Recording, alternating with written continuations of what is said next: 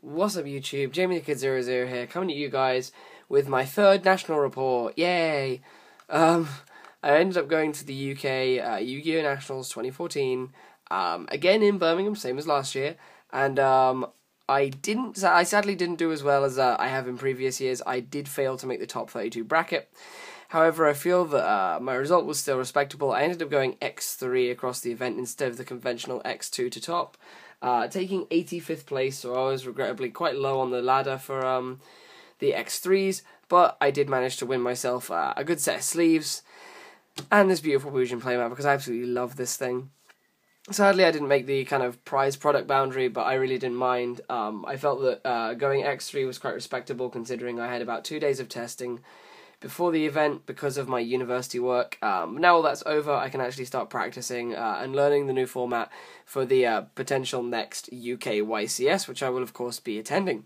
So for this event, I ended up playing Geargia, which was a really nice choice. I felt that it was going to be my most solid choice with less testing because it was a control deck. I felt very strong playing this type of deck. I really like the trap lineup. I really did consider the meta options, but a lot of my choices were very theory-based. I did discuss a lot with a lot of my other player friends, a few of whom actually topped. I did discuss and I did look at a few lists, and this build was actually finished on the Saturday morning before the event. This is the first event I've ever been to where I haven't pre-registered on the Friday, and I felt that made me a bit more prepared for the meta. Allowed me to learn a few tech picks, which went on to be very strong in me making X3. So I'm really happy with this. The final thing I want to do before I go into the deck profile is give some shout outs to Ben Sherman, who won the event. Congratulations to him for piloting a very, in my opinion, unique build of Mermails, which you can find on my channel elsewhere. Also big props to Sean Godley, who topped with Infernity, finally breaking the bubble after 3 years. Scott Ross for topping with Prophecy, which was incredible. And many others like the Fanboy 3 guys like Matty Holt. And definitely big props to Miles Sage for making top 16 with Noble Knights. Otherwise, there are more people I need to shout out, like Lewis Norman for making Harpy's top, Sam Shepard, who beat me in Swiss and who I beat at Cardiff Regionals, for topping with Bujin. There were so many people I knew in the top, and it was so great to see them all there. So big congratulations to all of them. But that doesn't really matter to the average viewer. I'm going to move these cards out of the way because we're going to talk about these later. But we're going to get into the actual list that I played at the event. And I'll try and discuss a bit of mentality. I'm a bit tired and my throat's been a bit clogged. I think I caught something. But let's get into the list. So to start things off, this is very basic Geargia. I'm sad to say, like, it's not going to be that interesting. I played 3 copies of Geargia Armor. A friend of mine was playing 2, and he recommended that I play 2. But I really didn't find that a very strong logic, because yes, while having multiples in your hand isn't that good, having absolutely none turn 1 is absolutely horrific. If you can't find this as fast as possible, you're in a very, very weak position. You want to have plays turn 1. If you don't have access to those plays, you're going to be having a bad game. So 3 Armor was a solid for me. 3 Geargia Accelerator. You have to play 3 for your pure engine, your Gear Gigant float engine. This is self-explanatory. Triple Geargia Arsenal. 3 Arsenal was very, very strong. I know some people played 2, but again, this was the same mentality as getting to this guy. And also, if you open Arsenal Accelerator, you can instantaneously set up your Gear Gigant float, so you want to have that. And then finally, the only other Geargia monsters I played were the 3 Gigiano Mark II, which were very, very strong. Absolutely love these. And the 1 Gigiano, which I kid you not, I drew about 1 in every 2 games. There were multiple matches where 2 out of the 3 games I played, I would open this, and it was instrumental in 2 of my losses, which was very, very upsetting. But like, I drew this so often, and when Mark III comes out, maybe Mark III will be a bit better. But this was so bad, and it really, really was upsetting me throughout the event. So, like, this card alone is the reason why I would probably never play the deck again. I've really lost a lot of love for Geargia, but we'll see what happens. But Gigiano was it was in my hand a lot throughout the event.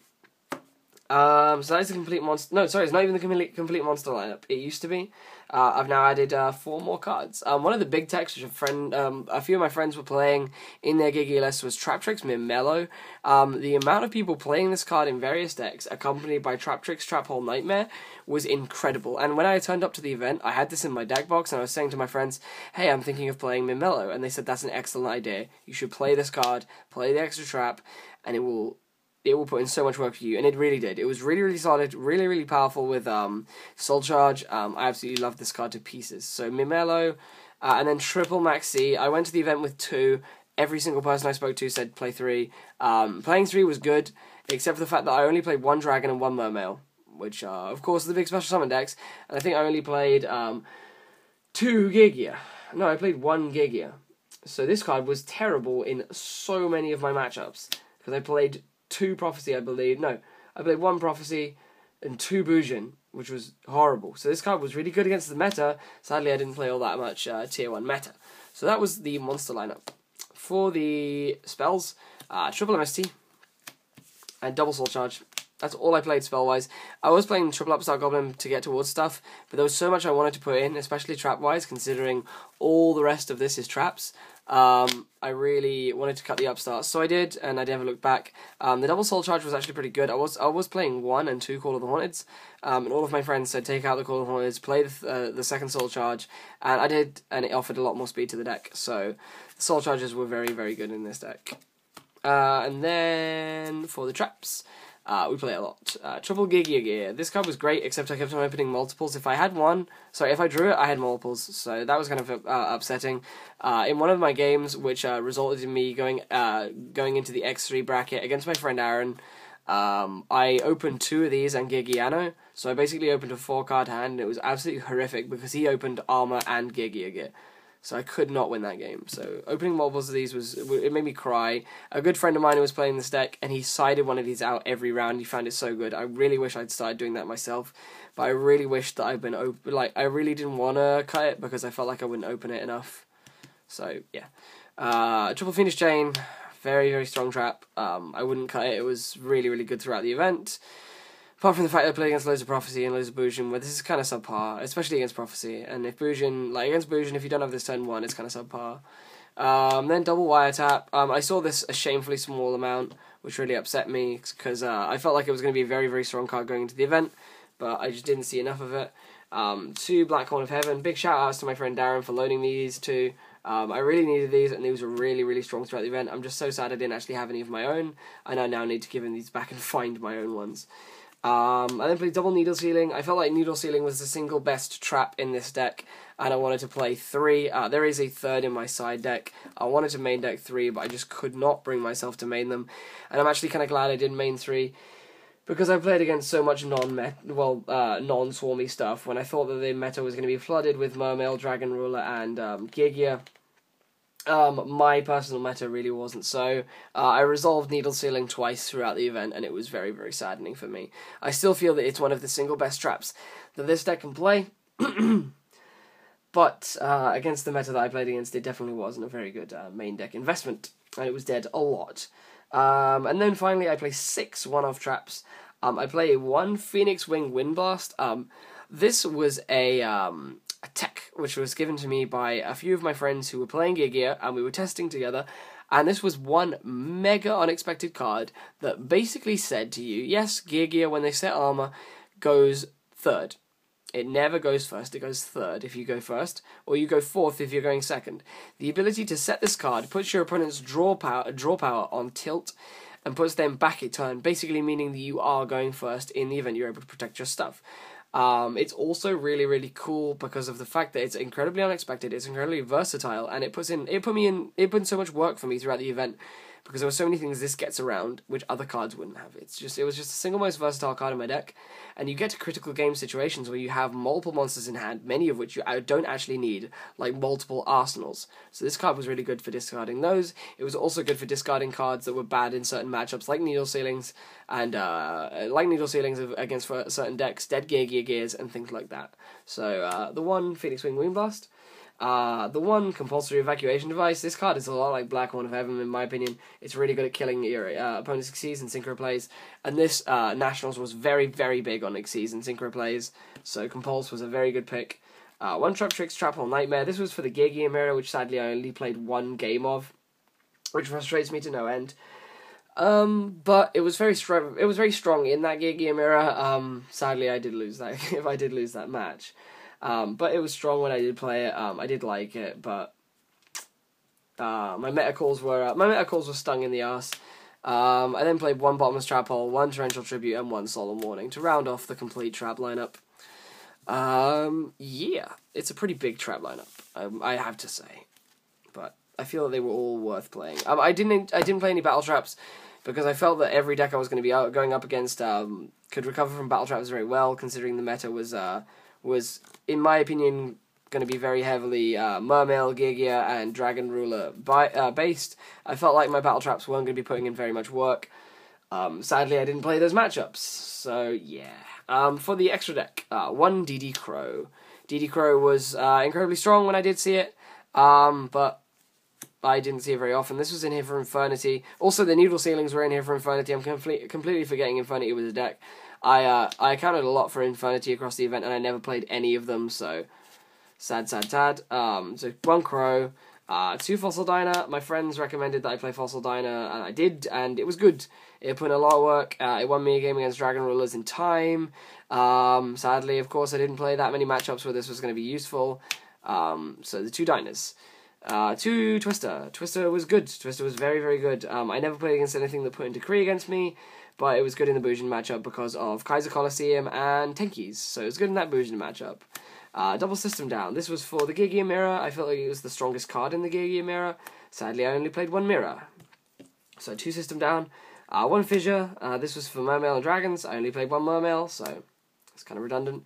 Two Debunk. Mermail's Dragons, Infernity to a lesser extent for getting their top-decked Arcfiends and hitting their Stygian Street Patrols. These cards were fairly subpar, so two Debunk. The Third Horn, big showers to my friend Sean for loaning me this one because I didn't have any. The Third Horn for, of course, those Geargia matchups, some of the Dragon matchups, Infernity. It was just really strong. Two Gozen match for the Dragon matchup because this was, in my opinion, a very strong card for Dragons. It was really good when I played it against them. However, I only played two Dragons. One Needle Ceiling. This was the third Needle Ceiling for the Infernity matchup and other Swarm matchups, so that's self-explanatory. And the one Macrocosmos because I couldn't find my Soul Drain. This should have been Soul Drain, but I just couldn't find it, so...